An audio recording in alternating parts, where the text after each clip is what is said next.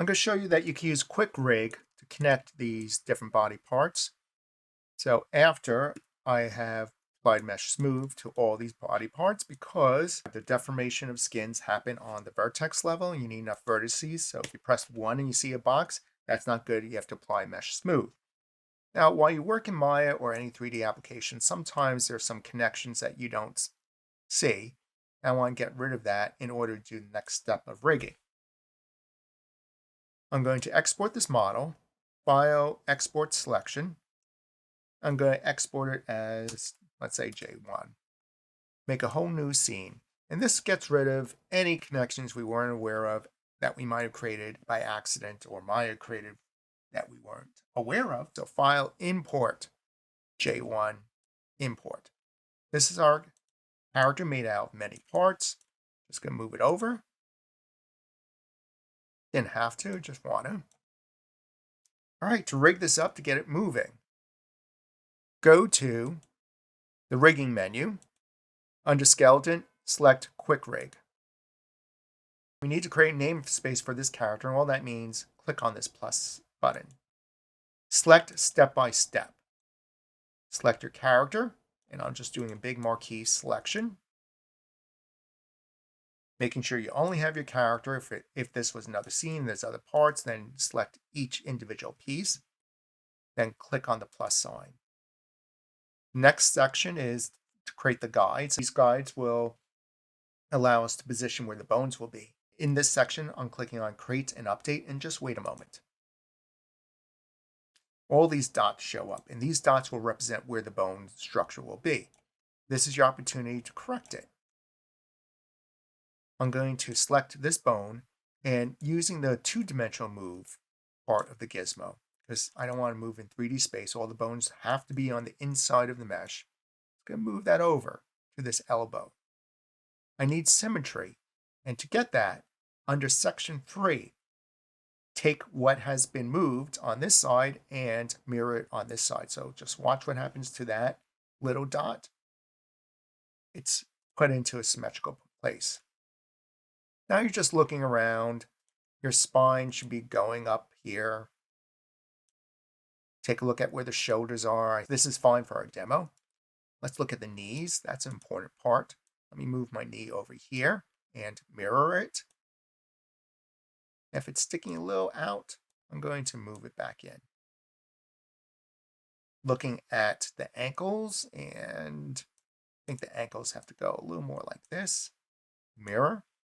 It went awry, so I'm just going to move it over. Assuming everything looks kind of okay for this first test, I basically make sure the knees are in the right place and the elbows and the wrist. Maybe a little more like that.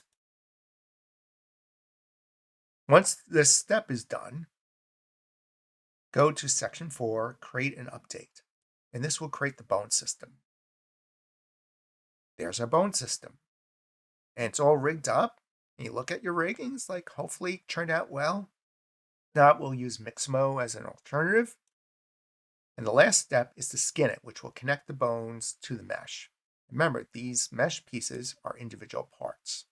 So create an update. Just wait. And you have a rigged character. What does that mean? Well, you can select this little controller right here, this circle, and use the move tool. Just move it. See? There's my character flexing. Ready to get animated. Going to move my arms down. Select the controller, move it down. In order to get the character to bend over, I could select this ring right here, this circle. Just drag it down. Did it lose something on the ground? I don't know. What do you see down there? You see a whole lot of space beneath the grid, don't you? Yes. All right. I know it's scary to be an animated character, but it's okay. You could click this button in the HumanIK. If you don't see the HumanIK, go to Windows, Animation Editors, HumanIK. That should be one of these tabs off on the right side. Let me open it up. I could click this button. Just go back to a neutral pose. So If I was like this and I click this button, my character will stand straight again. How you would get your character to walk, we're going to learn about mixing animations from Mixamo onto this character.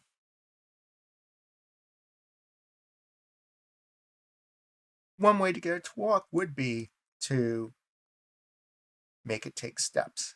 And your character's already rigged up to take steps. So this is fun and very flexible way to animate a character. See, it's already ready to move. And I showed this demo because this character is made out of separate parts. When you're creating your character, it all doesn't have to be one piece. It is pants and shoes and a shirt with hands sticking through or lower arm and neck and face. So you can think about your character made out of different parts. Let me repeat this with the one piece character. I'm not going to save this. File, import. I saved out the one piece character, also has an FBX to remove any connections that might have interfered. So this is a one piece character. Going under rigging, skeleton quick rig. Clicking the plus sign to create the namespace. Clicking step by step with this character selected. Clicking on this plus sign under geometry. Then clicking on create and update to create those points. Inspect the points. Are they where you expect them to be? Now you know what these points symbolize, where bones will be, and eventually the controllers.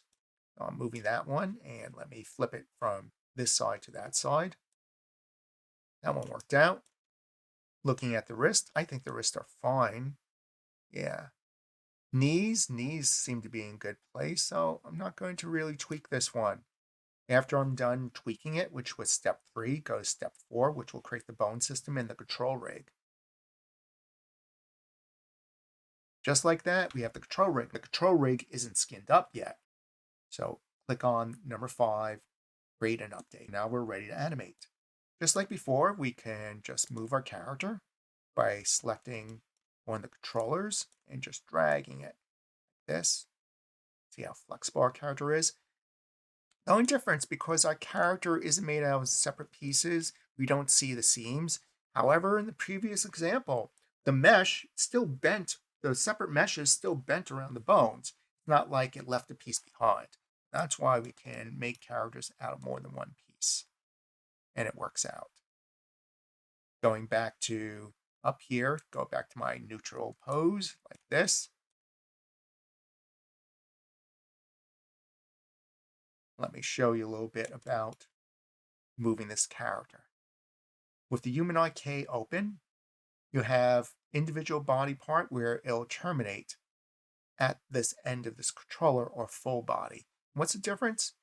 If I take this hand and I move this hand forward, it only goes so far. Hand doesn't go beyond its limits. Watch what happens when I switch to here, full body. Now when I drag the hand, the rest of the body will kind of pull towards that area to a point of distortion. Why would you use this? Maybe, I don't know, you're trying to reach for something way over there. You can see how distorted the body goes. You would use a combination of this, full body and just body parts to move the character. If I did this with the leg at full body, right? So my character's ready to flex and take that next step. All I have to do is correct where this leg position is going, unless, of course, this character's doing some new dance. Let me go back to neutral pose. When it's partial body, character just does kind of what you expect.